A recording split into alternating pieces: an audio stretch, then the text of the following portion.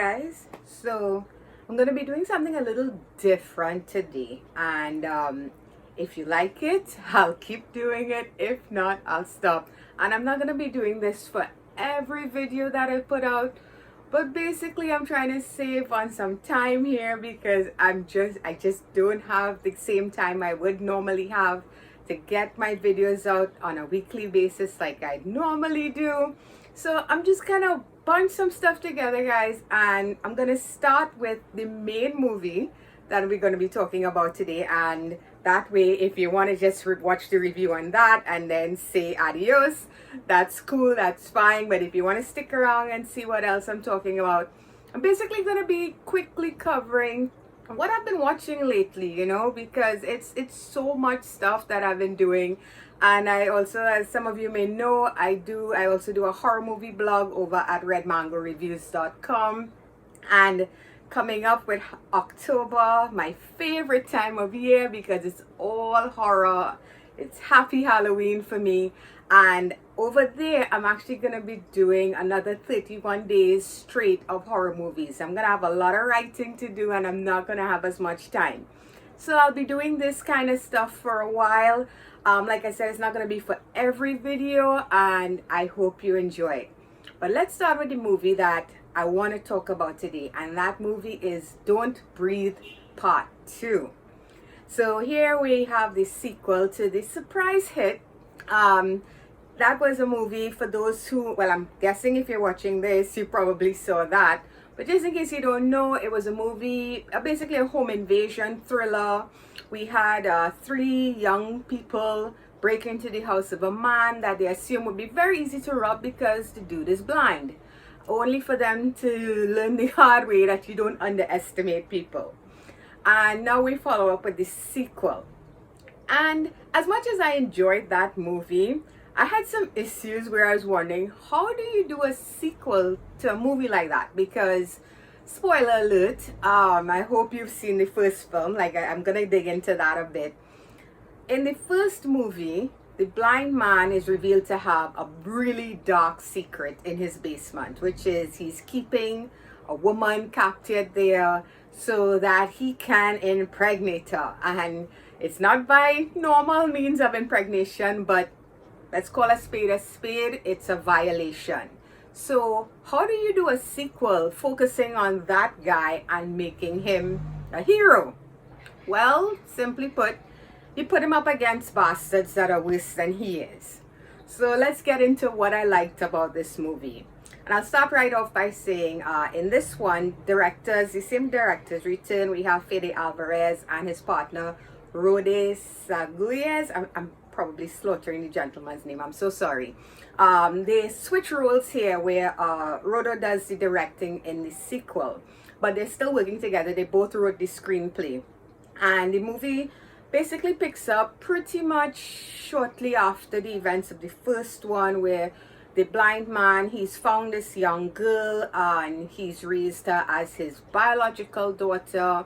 But of course, we know based on the events of the first movie that's not possible. And she's young. Her name is Phoenix. He's named her Phoenix, because she survived the fire. And as she's growing older, she wants more freedom. She wants to go to school, make young people her own age. And he has her pretty much very isolated. He's a survivalist. He's seen some really gnarly stuff. He's an ex-Navy SEAL. And he doesn't want her exposed to the world. He keeps training her in survival tactics and that sort of thing. But, you can't raise a child like that. And she does get to go into town on these little weekly trips with someone who comes to their home, someone he trusts. And on one of those trips, she sees a man named Raylan, I believe is his name. And he sees her. He and his thugs follow them back to the house, and the whole thing starts again. So, first of all, I really like the look of this film. Now, the first movie, of course, the first movie is set basically in one location inside that house, and we do get that here as well, but it's a broader scope. Everything doesn't just take place there. But what I really liked was visually, there's some really sweet scenes here. There's that kind of long shot take of the men stalking through the house looking for the little girl, and she has them in a bit of a cat and mouse game where she's hiding from them.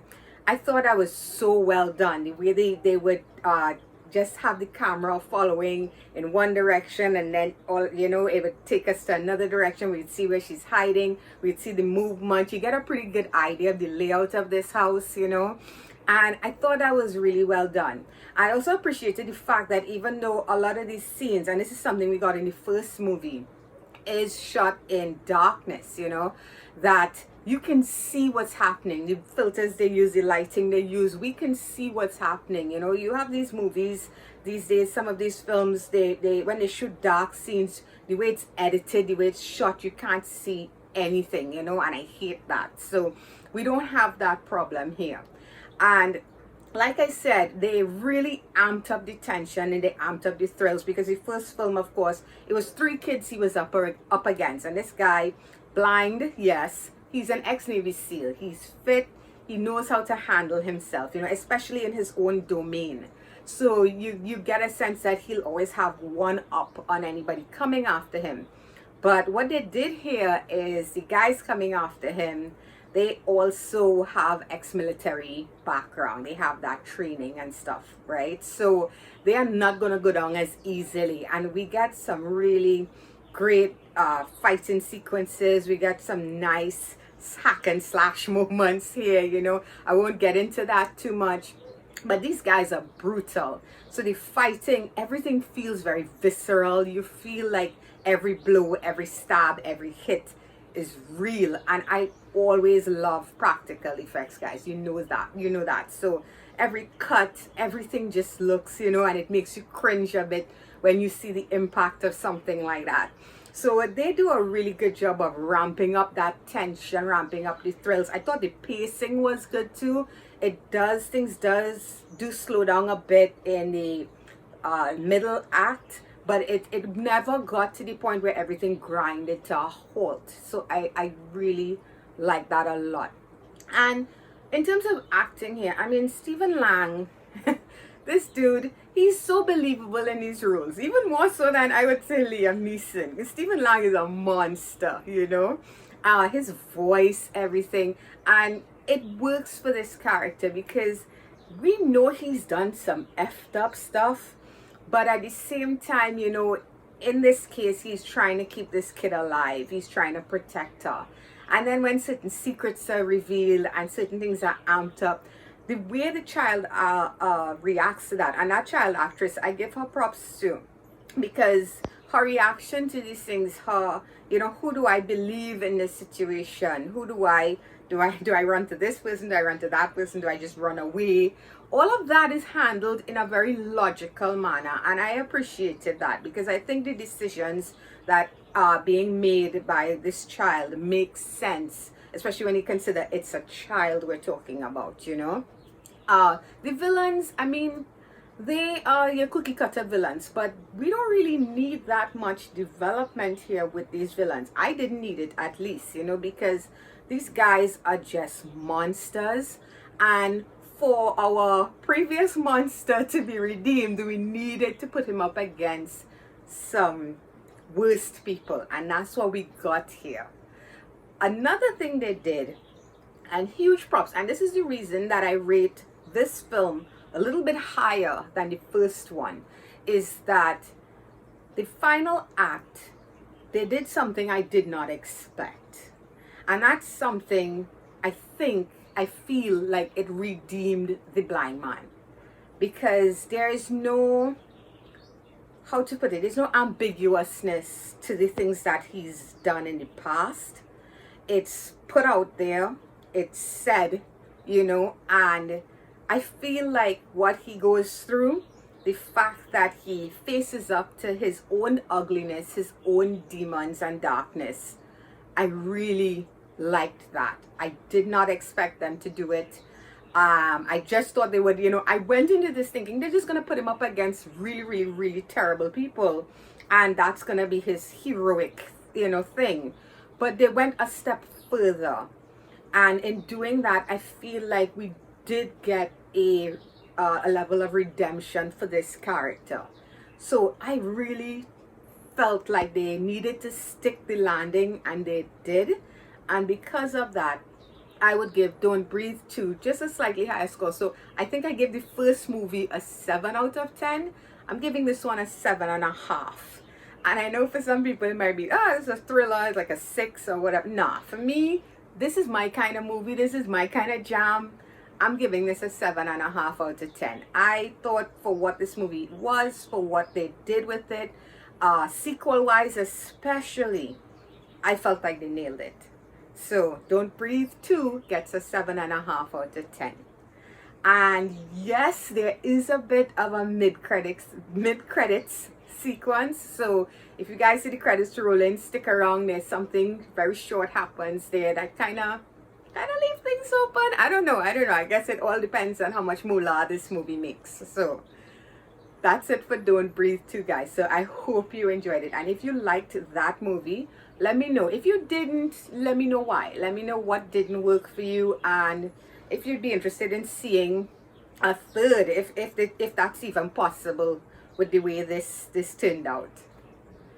So that's it for the main movie, guys. And from there, for those of you who stuck around or you need to leave, I'm cool with that. I understand. Have a good one. For those of you who are going to stay with me, I'm just going to talk about what I saw. And it's more television related than anything. It's a bunch of different stuff. Not too much, I promise. So what I've been watching, I actually watched on Netflix a series, season 1, called The Departed. It's a World War II era thriller. I love stuff like this, guys. I love thrillers set in different eras, like, you know, Jack the Ripper stuff and things. I'm a huge fan of The Alienist. I actually thought that was really good, season 1, and season 2 was even better. And The Departed is something like that. So what we have here is the events after World War II, set in Berlin. Of course, you know, this is a war-torn country after what happened. The Allies have split it up, this part of Germany, they've split it up into 4 sectors. So we have a French, a British, American, and a Russian sector. And in the American sector, they have sent in a police officer from the States, played by Taylor Kitsch. And his job is to help the locals, who just a bunch of ragtag, just ordinary people who just want to, you know, try and restore order, help them form their own police unit, help them learn how you go about handling a case. And he also has his own reasons for being there, because he's searching for his brother, played by Logan Marshall Green, who went AWOL after the war. So The Departed, I really like this, guys. I mean, what worked for me most about this is the characters, because everybody here, the things people have to do to survive in a situation like that. This is not gonna be a clear-cut case of, well, that person is really evil for what they're doing. I mean, we have some of that. We have the predatory types who are just taking advantage. There's somebody here that they call the angel maker, and this guy is just a complete ass, and he's just taking advantage of women, because, you know, being a woman in a war-torn country, anything can happen, and anything does happen, sadly. So he takes advantage of that situation. We have people like that, but we also have good people who have to do bad things to survive and to protect their loved ones. So I really like that they touched on that stuff. I do like the whole, there's a kind of Dexter serial killer type thing going on here too. So for people who are into that, there is some really gnarly kills here by one of the characters, you know, and there's a whole cat and mouse thing going on between Taylor Kitsch trying to capture this person. And as a lead, he's very likable. I have to say that as well. You know, he is one of those people that really is doing his utter best to hold on to his morality in the situation, you know, and I dig that. He struggles, but, you know, this is a good person. This is a good guy, and I did like that. I mean, we do have that whole cliche of the American jumping into the rescue, you know, in these situations. And, you know, maybe for me, I feel like, you know, why not have a local? But I guess the whole idea is that it's the allies, and some of them are there to help, some of them are there to take advantage, some of them are there for even worse reasons than that, you know. It's a whole mishmash, and I guess that's what war does.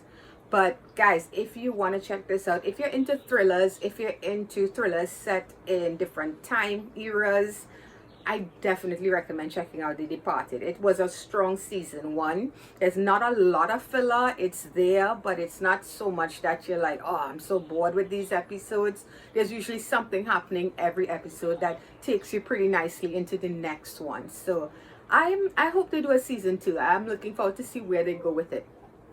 The next Netflix program I saw is totally different from this one. And that was Eden's Zero. Am I saying that correctly? Let me check. Yes, I think that's correct. It's a Netflix anime, and I love anime. I really do, but I'm not like a hardcore fan. I don't get to watch as much as I would like to. So I tend to stick to the stuff people recommend, and I caught up with this one.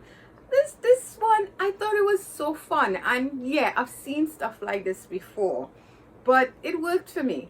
So what we have here is a young boy named Shiki, and he's living on a planet, like a kingdom, I think it's called Grandel, that is just mechanical. It's just robots. There are no other humans there. He was raised there. Until one day, a girl named Rebecca, she's what they call a beekeeper, which I guess is like a YouTuber, and her companion Happy, this little anthropomorphic cat. They go there to check it out, you know, only to find there is a human here. And for reasons I won't get into, I don't want to spoil it, they have to leave, you know, they have an issue with the robots and they have to leave, and they go on a grand adventure to find this person called Mother, who Shiki believes has the answers to his past and who he really is.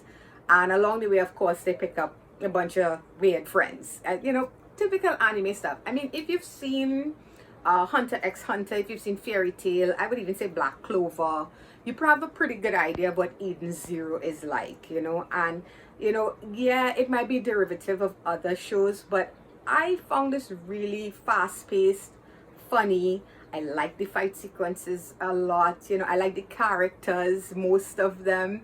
It's just it's an easy breezy kind of anime. It's the kind of anime I would recommend to a casual viewer who wants to get into anime and they may feel overwhelmed by the ones where there's already like 100, 200 episodes out, or some stuff they may feel is like it's way too complicated, the storyline. This is really straightforward. It's just this fun, fantastic, light, breezy type of anime. And it's just one season. I think it's 20 episodes, you know, if I'm remembering correctly. And I would recommend this. I would, you know. Hardcore anime fans, I'm not sure. I can't speak for them because, you know, like I said, I love anime. I've been watching it for eons. But I still don't consider myself like a really hardcore fan, because there's so many people out there who could do a much better breakdown of these types of shows than I can. So I could only tell you what I liked. And I liked Eden Zero, you know. So check that out if you've got the time and if it's your jam. The next thing that I watched, now this is my jam, is season 4 of Slasher. And this is a horror series. Every season it's a different story. So it feels like you're watching a movie, and I like that. Now, Slasher, I remember season 1. I do. I remember season 2. For the life of me, I cannot remember what season 3 was about. But season 4, I'm digging it. Season 4, you've seen stuff like this before, but it's pretty gnarly. So what we have here is this rich family of basically a bunch of asses, not all of them, but most of them. So we have this rich family. We have this patriarch who is dying, and he has this game I guess they would play this game every family reunion, a kind of survivalist game. It's pretty messed up. This dude sets bear traps for his kids and stuff. I guess not the type that would actually amputate your leg, but it would do some damage. So this is a really ruthless family. And when this patriarch announces that he's actually dying, he wants to have one last game. and they all have to participate. If you don't, you do not get anything from him. If you win, you get it all. So of course this brings out the absolute worst in people who are already terrible.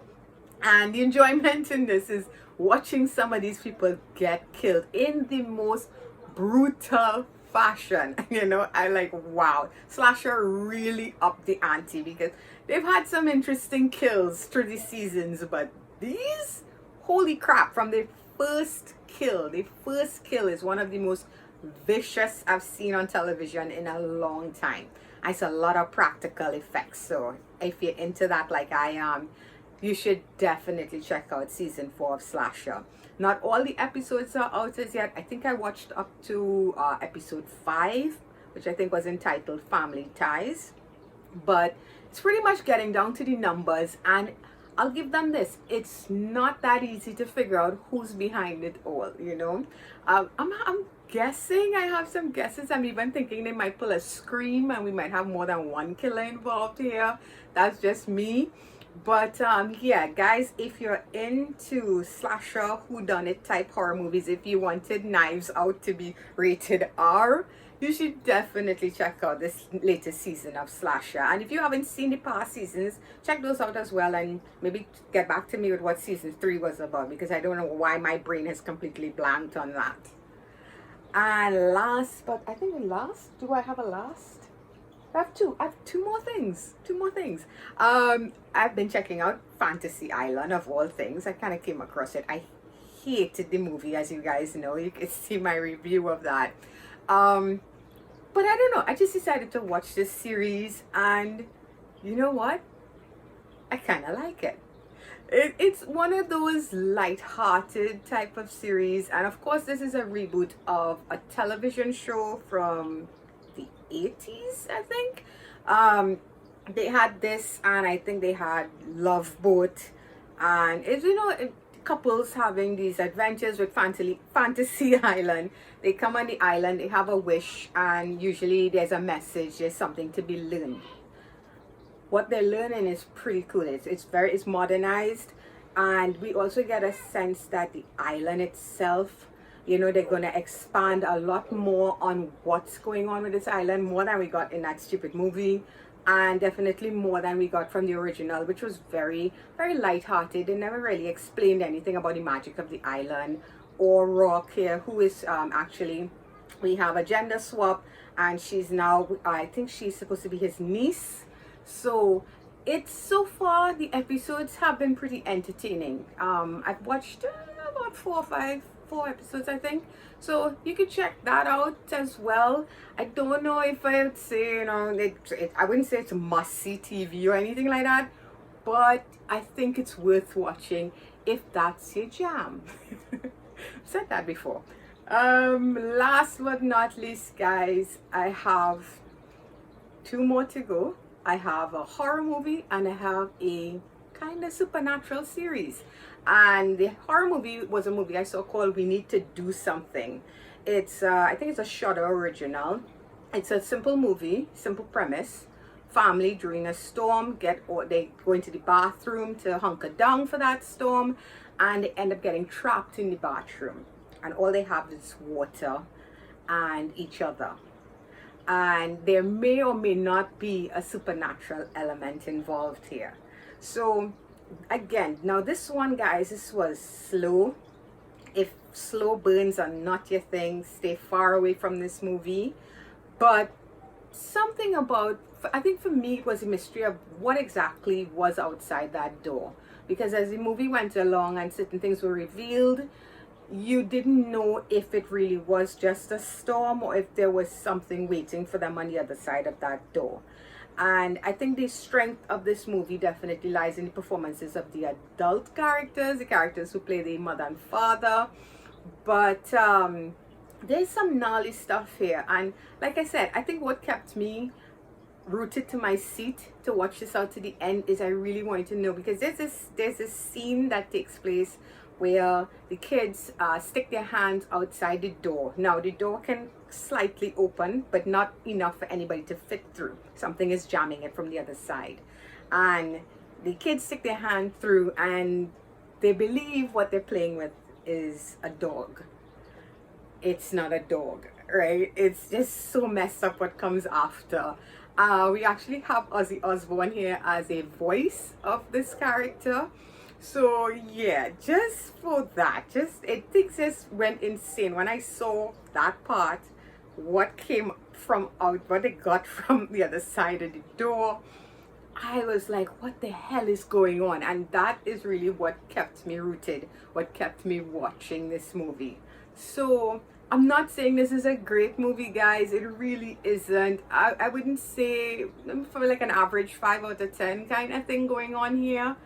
But I'm still not sure. I'm still not sure what was on the other side of that door. So, if you want to, give it a look and see what it's about, you can check that out yourself, and tell me what you think about that ending. And last but not least is a television show I am really into. I am really enjoying the hell out of. And that's Sci-Fi's channel, SurrealEstate. I think it's one word, SurrealEstate.